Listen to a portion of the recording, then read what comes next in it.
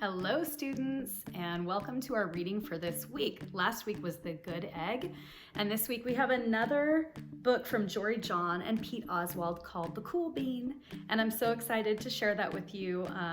I bought both of these on Amazon because I wanted to have some new books to read. I had been sort of pilfering through my children's actual books, and I needed some new ones to read to you. So I'm excited to add these to our collection and to have on my bookshelf at school. So this is called The Cool Bean, and again, it's by Jory John and Pete Oswald. And it has great pictures. And they're at Beanside Elementary School. Watch out, here come the cool beans. The cool beans. Oh yeah, check out how they move. Look at the way they swagger. Notice their sunglasses. Yow! The cool beans are known all over school, from house to house, across town, beyond county lines.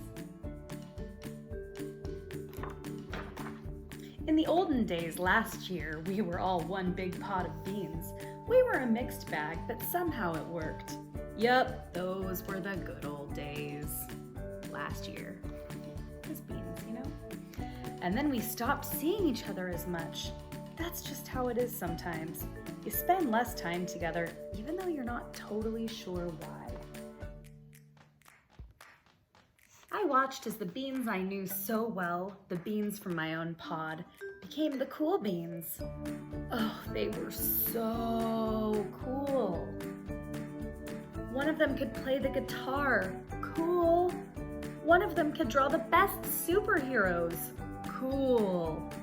One of them could jump higher than any bean I'd ever known. Cool.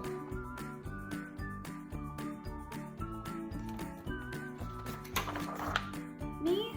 Well, I mostly stayed the same. Sure, I made some small changes. I wore sunglasses. Too big.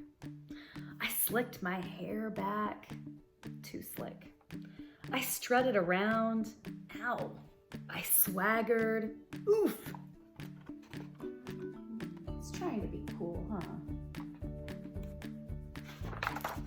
I was still picked last for everything. My clothes never seemed to fit. I snorted when I laughed. I walked into stuff. Whoomp. I was an uncool bean for sure. I started thinking of myself as just a common bean with no special skills. I couldn't compete, so I didn't even try. I'd never be a cool bean.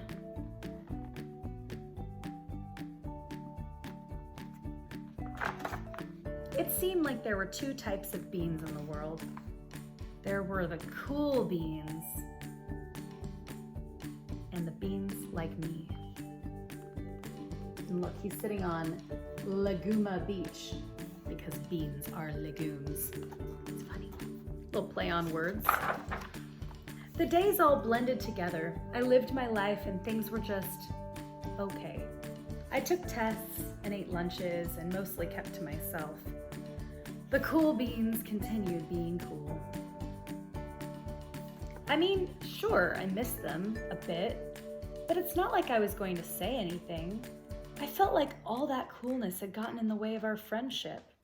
And that's how it went, until one day.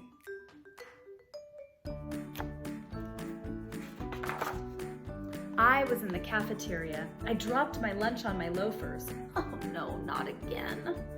But then something sort of miraculous happened. Out of nowhere, one of the cool beans helped me clean it up. He didn't even say anything. He just gave me a nod. That was it. Later, I was out on the playground. I tripped and scraped my knee and maybe cried a little bit, and everybody saw it. Another one of those cool beans came to my side, and without a word, he dusted me off.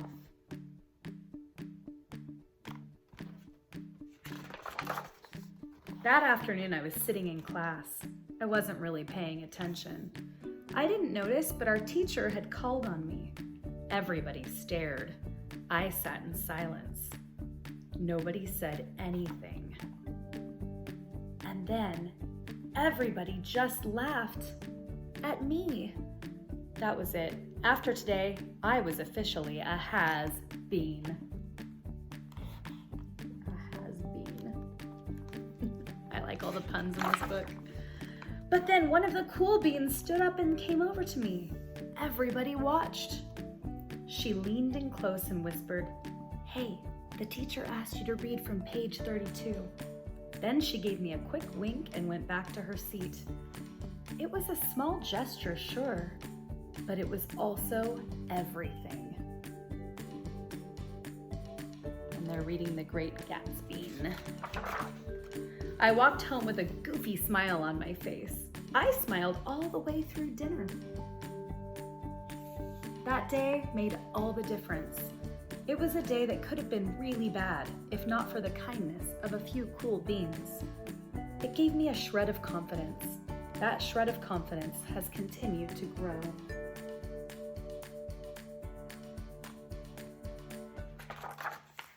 Somebody had my back, or a few somebodies.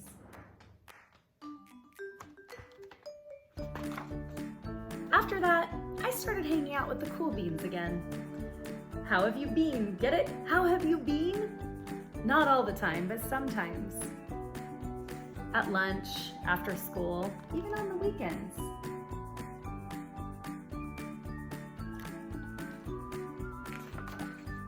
Throughout all of this, I realized that it's not about how you look or any of that other silly stuff. It's about a wink or a nod or a smile at just the right moment. It's about dusting somebody off, helping them up again, and pointing them in the right direction.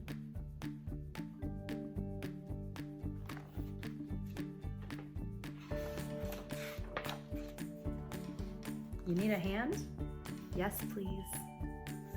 Now that's cool.